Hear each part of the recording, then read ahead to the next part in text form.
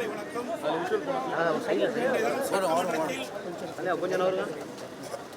எதிர்க்கட்சி என்ற முறையில் டாஸ்மாக் நிறுவனத்தில் நடைபெற்ற ஊழல் குறித்து பேசுவதற்கு அனுமதி கேட்டோம். அனுமதி மறுக்கப்பட்டது. 6/3/2025 4 நாட்கள் டாஸ்மாக் தலைமை அலுவலகம் மற்றும் இதர அலுவலகத்திலும் டாஸ்மாக் நிறுவனத்திற்கு சப்ளை செய்த மதுபான தயாரிப்பு தொழிற்சாலைகளிலும் மத்திய அமலாக்கத்துறை சோதனை நடைபெற்றது. மத்திய அமலாக்கத்துறை சோதனையில் கிடைக்கப்பட்ட ஆவணங்களின்படி சுமார் 1000 கோடி ரூபாய் மேல் முறைகேடு நடந்துள்ளதாக அமலாக்கத்துறை தொலைக்காட்சியின் வாயிலாக பத்திரிகையின் வாயிலாக செய்திகள் வெளியிடப்பட்டன.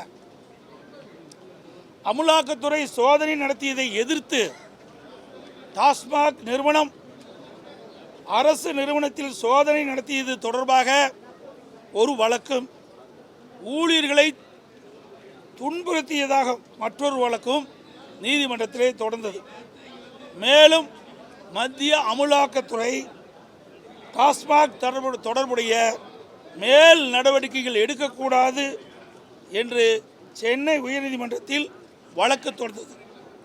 இதை விசாரித்த சென்னை உயர்நீதிமன்றம் 2 கொண்ட நீதிபதி அமர்வு முதலிலே விசாரணைக்கு எடுத்துக்கொள்ளப்பட்டு விசாரணை ஆரம்ப கட்டம் நடந்தது.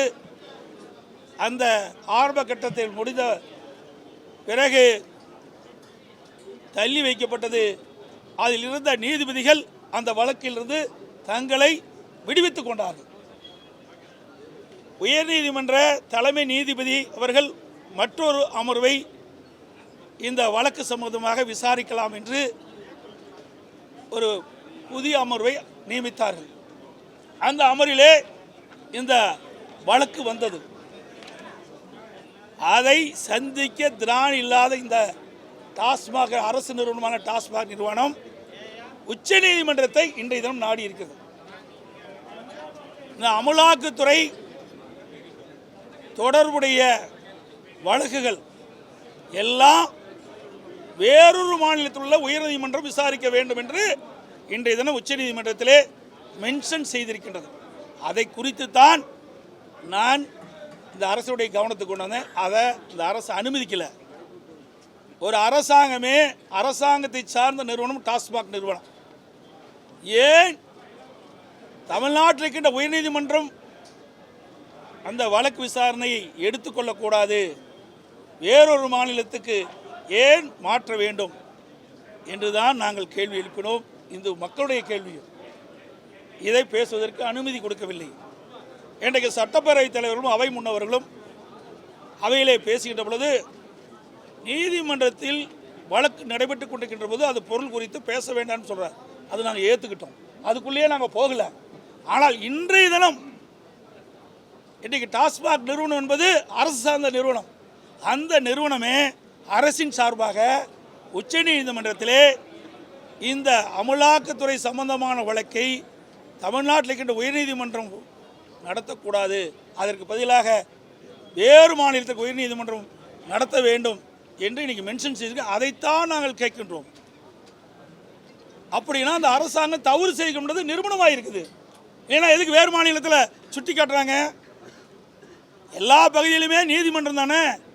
இந்தியாவுக்குள் இருக்கின்ற பல மாநிலத்திலும் உயர்நீதிமன்றம் இருக்குது. எங்கே விசாரித்தாலும் இதைத்தான் விசாரிப்பாங்க.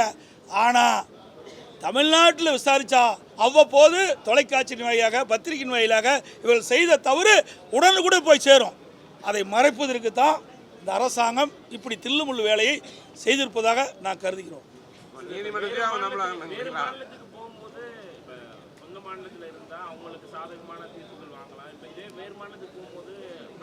ஏங்க நீதிமன்றத்தில் போய் சாதக பாதகம்லாம் கிடையாது. எப்படி சாதக பாதகம் நீதிமன்றத்தில் சொல்ல முடியும்? நீதிமன்றம் என்பது ஒரு பொதுவானது. அதில் இருக்கிற வாதங்களின் அடிப்படையில் தான் தீர்ப்பு கொடுப்பாங்க. அதில் இருக்கிற என்னென்ன ஆதாரங்கள் இருக்கின்றது அந்த ஆதாரங்களின் அடிப்படையில் தான் தீர்ப்பு கொடுக்கப்படும். அப்படி இருக்கின்ற பொழுது இந்த அரசு சார்ந்த இந்த நிறுவனம் ஏன் பயந்து போய் நம்முடைய மாநிலம் இருக்கின்ற உயர்நீதிமன்றத்தை நம்பாமல் வேறொரு மாநிலத்தில் இருக்கிற உயர்நீதிமன்றத்துக்கு மாற்ற வேண்டும் என்று உச்ச நீதிமன்றத்தில் ஏன் முறையிடுது? அதுதான் எங்களுடைய கேள்வி. ஆமாம், அதுதான் முக்கியம். ஏன்னா வேறொரு மாநிலத்துக்கு போயிட்டா இங்கே இருக்கிற தொலைக்காட்சியெல்லாம் இவருடைய தவறை சுட்டி காட்ட மாட்டேங்க, பத்திரிகையில் வெளியே வராது. ஏன்னா வேறொரு மாநிலம் இருக்கும்போது அந்த மாநிலத்துக்கு சம்மந்தப்பட்ட பிரச்சனை தான் முன்னெடுப்பாங்க. அதுக்கு தான் இந்த ஒரு நாடகத்தை இந்த அரசு எடுத்து வருவது தான் நாங்கள் நினைக்கிறோம். அதனால தான் இதை சுட்டி காட்டுறோம். நம்முடைய தமிழ்நாட்டில் இருக்கின்ற உயர்நீதிமன்றம் நல்ல தீர்ப்பு கொடுக்கலையா? என் மீது வழக்கு போட்டாங்களே, நான் முதலமைச்சராக இருந்தேன்ல, நெடுஞ்சாலைத்துறையில் எடப்பாடி பழனிசாமி அவர்கள் அதில் தவறு செய்வதாக நீங்கள் உயர்நீதிமன்றத்தை நாடினீங்களா, உச்சநீதிமன்றத்தை நாடினீங்களா? அப்போல்லாம் நாங்கள் கோரிக்கை வைக்கலையே. தமிழ்நாட்டில் இருக்கின்ற உயர்நீதிமன்றம் ஒரு நேர்மையான உயர்நீதிமன்றம் என்பது அனைவருக்குமே தெரியும். இது எல்லாமே வாதத்தின் அடிப்படையில் ஆதாரத்தின் அடிப்படையில் தான் தீர்ப்பு கொடுப்பாங்க. அப்படி இருந்து நாங்கள் சந்திச்சோம்ல, எங்கள் அமைச்சர் மீதெல்லாம் வழக்கு போட்டிங்கள, அப்போ நாங்கள் ஏதாவது வெளி மாநிலத்தில் விசாரிக்கணும்னு நாங்கள் ஏதாவது கேட்டோமா? இல்லை, இவர்கள் ஆட்சி செய்கிறாங்க. இப்போ நாங்கள் ஆட்சி செஞ்சு அவங்க எதிர்கட்சி இருந்தால் கூட பயப்படலாம். இப்போ ஆளுகின்ற ஆட்சி திமுக ஆட்சி. அப்படி இருக்கும்போது ஏன் பயப்படுறாங்க? இதில் ஏதாவது தவறு நடப்பதாக தான் தெரியுது. எப்படி தனிப்பட்ட? இது அரசு சார்ந்த நிறுவனங்க, என்னுடைய பிரச்சனை இல்லை. இது அரசு சார்ந்த நிறுவனம். டாஸ்மாக் நிறுவனம் என்னது யாருது? ஏன்னா தனிப்பட்ட நிறுவனம் முதலமைச்சருடையதா? அப்படித்தான் இருக்க மாட்டேங்குது. அதனால தான் பயப்படுறாங்க. மாநிலத்தில் இருக்கக்கூடிய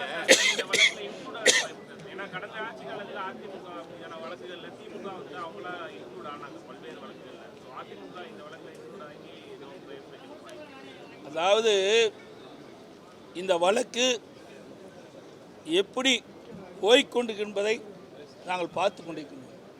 இதில் சுணக்கம் ஏற்பட்டால் மக்களுடைய பிரச்சனைக்காக மக்களுடைய பணத்தை கொள்ளையடித்தவர்களை சட்ட நீதியாக அவர்கள் அதிலே சட்டத்தின் முன் நிறுத்தப்பட வேண்டும்.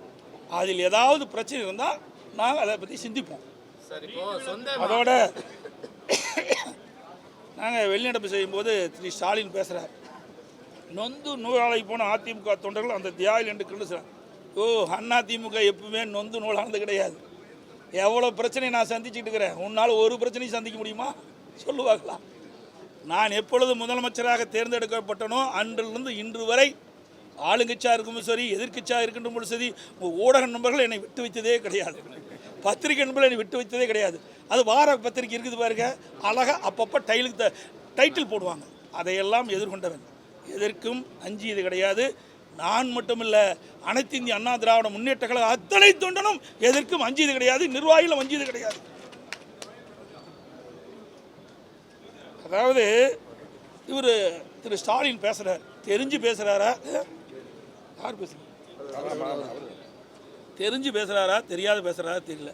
நான் ஏற்கனவே பல முறை இந்த ஊடகத்தின் வாயிலாக பத்திரிகையின் வகை தெளிவுபடுத்திருக்கேன். இவர் ஒரு பொம்மை முதலமைச்சர், என்ன பேசுகிறான்னு அவருக்கே தெரியாது. பொம்மைக்கு சாவி கொடுத்தா டக்கு டக்கு டக்குன்னு கை தட்டும் பாருங்க, அது மாதிரி இருக்கிற முதலமைச்சர் தான் நம்ம தமிழ்நாட்டுக்கு கிடைக்கப்பட்ட முதலமைச்சர். கச்சத்தீவை யார் கொடுத்தது? யாருடைய ஆட்சியில் தாரை வார்க்கப்பட்டது? அதையெல்லாம் மறைக்கிறார் இவர், எதோ சொல்லி மறைக்கிறார். 1974 தான் கச்சத்தீவு இலங்கை அரசுக்கு தாரை வார்க்கப்பட்டது. அப்போது யாருடைய அரசாங்கம்? திமுக அரசாங்கம். கொடுத்தது அவர்கள். இன்னைக்கு ஏதோ மற்றவர்கள் பழி போட்டு இவர் தப்பிக்க பார்க்குறார். செஞ்சது பூரா தமிழ்நாட்டுக்கு துரோகம் செஞ்சது திமுக அரசாங்கம். நாட்டு மக்கள் அத்தனை பேருக்கு தெரியும். அது மட்டும் இல்லை,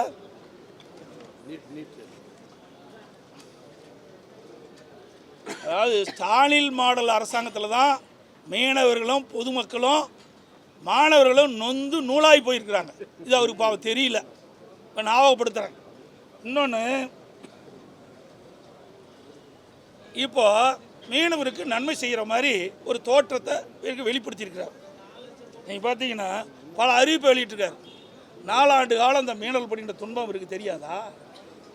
சொல்லுங்க பார்க்கலாம். 4 ஆண்டு காலம் தமிழ்நாடு முதலமைச்சர் தானே இவர். தமிழ்நாட்டு மக்களுடைய பிரச்சனையை என்னென்னு தெரியாத ஒரு முதலமைச்சர் இந்த நாட்டை ஆண்டால் அந்த நாடு எப்படி இருக்குது என்பதை எண்ணி பாருங்கள். 4 ஆண்டு காலம் மீனவர் துன்பப்படலையா? இலங்கை கடற்படையால் அவர்களை கைது செய்யப்படவில்லையா? அவருடைய படகுக்கு சேதம் விளைவிக்கலையா? அப்பொழுதெல்லாம் இந்த முதலமைச்சருக்கு நானும் அதையும் இல்லை. ஏன்னா அடுத்த ஆண்டு தேர்தல் வர இருக்குது. அதை மையமாக வைத்து பல அறிவிப்புகள் வெளியிட்டிருக்கார். இப்போ இருக்குது 9 மாதம். இந்த திராவிட முன்னேற்ற கழக அரசுக்கு இருக்கின்ற ஆயுள் காலம் 9 மாதம். இந்த 9 மாதத்தில் என்ன திட்டத்தை கொண்டாந்து நிறைவேற்ற முடியும்? இந்த எந்த அறிவிப்புமே நிறைவேற்ற முடியாது. எல்லாம் அறிவிப்போடு போயிடும். வெற்று அறிவிப்பு தான். மீனவருடைய வாக்குகளை பெற வேணும். அதற்காக இப்படிப்பட்ட ஒரு நாடகம். அது மட்டும் இல்லை, இன்றைக்கி மத்திய அரசு மீது பழி போட்டுட்ருக்கிறார். 16 ஆண்டு காலம் மத்தியில் ஆட்சி அதிகாரத்தில் இருந்த ஒரே கட்சி தமிழ்நாட்டில் திமுக கட்சி தான். அப்படி 16 ஆண்டு காலம் மத்தியில் ஆட்சி அதிகாரம் இருக்கும்போது இந்த மீனவர் பிரச்சனை இவருக்கு தெரியாதா? மீனவர் படிக்கின்ற துன்பம் இவருக்கு தெரியாதா? அப்பொழுது அதிகாரம் இருக்கின்ற பொழுது ஏன் நீங்கள் அதை செயல்படுத்தவில்லை? ஏன் மீனவர்களுக்கு இழைக்கப்படுகின்ற அநீதிகளை, கொடுமைகளை ஏன் போக்க முடியவில்லை? 16 ஆண்டு காலம் ஆட்சி அதிகாரம் உங்களுக்கு முக்கியம். ஆனால் நாட்டு மக்கள் முக்கியம் இல்லை. ஓட்டு போட்டு தேர்ந்தெடுத்த மக்கள் முக்கியம் இல்லை. மீனவர் பெருமக்கள் முக்கியம் இல்லை. அடுத்து வருகின்ற தேர்தலில் வாக்குகளை பெற வேண்டும் என்ற அடிப்படையில் இன்றைக்கு மற்றவர்கள் மீது பழி போட்டு திராவிட முன்னேற்ற கழக தலைவர் திரு ஸ்டாலின் அவர்கள் தப்பிக்க பார்க்குறார். இந்த கிராமத்தில் ஒன்று சொல்லுவாங்க, அதை பார்த்தீங்கன்னா தும்பை விட்டு வாழை பிடிப்போன்னு சொல்லுவாங்க. 16 ஆண்டு காலம் ஆட்சி அதிகாரத்தில் இருக்கும் போதெல்லாம் ஒன்றும் செய்யாமல் இன்றைய தினம் கிராமத்தில் சொல்கின்ற பழைமொழி பாரி தும்பை விட்டு வாழை பிடிப்பதாக கதையாக இருக்குது. எல்லா வகையிலும் பிடித்தான். கச்சத்தீவை தாரை வார்த்து இவருதான். அதை எதிர்ப்பு குரல் கொடுக்கிறது இவருதான். இரட்டை வேடம் போடுகின்ற முதலமைச்சர் இன்றைய முதலமைச்சர். அதே போல் நீட் தேர்வை கொண்டு வருவதும் காங்கிரஸும் திமுக தான். அப்போவே கொண்டு வரலினா இவ்வளோ பிரச்சனை எதுக்கு? பிரச்சனையை உருவாக்குவதும் இவர்கள் தான். அந்த பிரச்சனையை திசை திருப்புவதும் நாடகத்தை அரங்கேற்றுவதும் திமுக தான். எல்லாம் கைவந்த கலை. நாட்டு மக்களை ஏமாற்றுவது எப்படி என்று திமுக காரனை கேட்டால் சொல்லுவோம். சட்டமன்ற உறுப்பினர்களை அவை நடவடிக்கையிலிருந்து நீக்கியிருக்காரு இன்னைக்கு ஒரு நாள். அவர் நீக்கிட்டோம். அவர் நீக்கிறத பற்றியே கவலை இல்லை. மக்களை பற்றி தான் எங்களுக்கு சிந்தனை. மக்களுடைய பிரச்சனையை முறையாக அரசுடைய கவனத்துக்கு கொண்டு வரணும். அதை தீர்க்கப்பட வேண்டும் என்பதற்கு தான் மக்கள் எங்களை தேர்ந்தெடுத்திருக்கிறாங்க. அதை நோக்கி தான் நாங்கள் சென்று கொண்டு இருக்கின்றோம். இவர்களைப் போல ஆட்சி அதிகாரம் எங்களுக்கு நாங்கள் நினைக்கவில்லை. எங்களுக்கு எது சரின்னு படுதோ அதை நாங்கள் செய்வோம். இவர்களைப் போல தட்டி கழிக்க மாட்டோம்.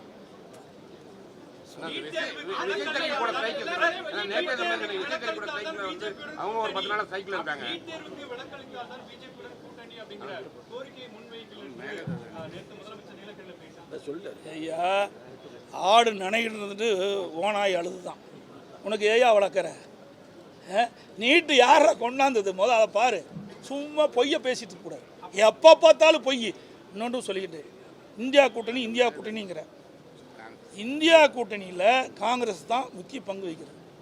இந்த இந்தியா கூட்டணி 2வது கூட்டம் பெங்களூர் நடக்குது. அப்போ நான் தெரிவித்தேன், இன்றைக்கி முதலமைச்சர் பெங்களூர் போகிறீங்க, தமிழ்நாட்டு அணைகள்லாம் மேட்டூர் அணையில் நீர் குறைவாக இருக்குது, விவசாயிகளுக்கு தேவை நீர் கிடைப்பன்ற பேச்சை நீங்கள் எடுங்க, நேரே பெறுவதற்கான நடவடிக்கை எடுங்கன்னு சொன்னேன். ஏதாவது காதில் போட்டுட்டாரா? இந்தியா கூட்டணியில் ஒரே ஒரு கேள்வி மட்டும் வைங்க. இன்றைக்கி இந்தியா கூட்டணியில் நாங்கள் அங்கம் வகிக்க வேண்டும் என்றால் 50 ஆண்டு காலம் போராடி வந்து உச்சநீதிமன்றத்தின் மூலமாக பெற்ற தீர்ப்பை நீங்கள் முழுமையாக நிறைவேற்றுங்கள். அதோடு உச்சநீதிமன்ற தீர்ப்பின்படி காவிரி நதியின் குறுக்கே தடுக்கவோ தேக்கவோ நீரை திருப்பி அனுப்பவோ முடியாது என்று சொல்லியிருக்குது. அங்கே குறுக்கே மேகதாது அணை கட்டப்படும் என்று சொல்லியிருக்கிறேன். கட்டக்கூடாது. அதுக்கு உறுதிமொழி வாங்கி கொடுத்துருந்தா பரவாயில்ல. இந்த முதலமைச்சர் இதை கேட்குறாரு. அப்புறம் இந்தியா கூட்டணியில் சேர்ந்து என்ன பிரயோஜனம்? குடும்பத்தில் இருக்கிறவங்க அதிகாரத்துக்கு வர வேணும், வேறு ஒன்றும் இல்லை.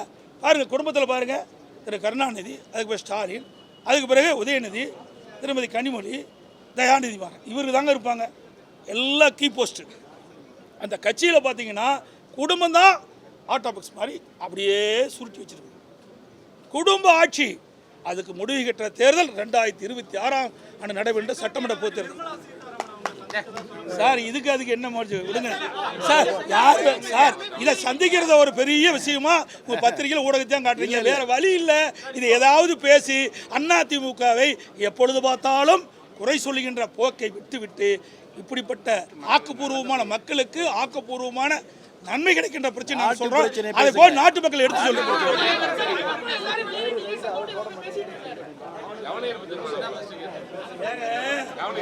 இவ்வளவு கேள்வி கேட்குறீங்களே. இன்றைய தினம் நேரு சகோதரர் மற்றும் அவருடைய சார்ந்த நிறுவனத்தெல்லாம் ரெய்டு நடத்திட்டு இருக்கு. ஒரு கேள்வியாவது யாரை கேட்குறீங்களா? திமுகவை சார்ந்த எந்த நிறுவனத்திலாவது இப்படி நடைபெற்ற சம்பவத்தை பற்றி ஒரு கேள்வி இதுவரை கேட்டிருக்கீங்களா? நான் பல முறை உங்கள் முன் தோன்றி ஊடகத்துக்கும் பத்திரிகையும் பேட்டி கொடுத்துருக்கிறேன். ஒரு முறை கூட திமுக பற்றி கேள்வி கேட்க மாட்டேங்கிறீங்க. திமுக தலைவர்கிட்ட போய் கூட கேட்க மாட்டேங்கிறீங்க. முதலமைச்சர்கிட்ட போய் கூட கேட்க மாட்டேங்கிறீங்க. துணை முதலமைச்சர்ட்டையும் கேட்க மாட்டேங்கிறீங்க. எந்த கேள்வி கேட்டாலும் பதில் தர நான் தயார். நாட்டு மக்களுடைய பிரச்சனையை குறித்து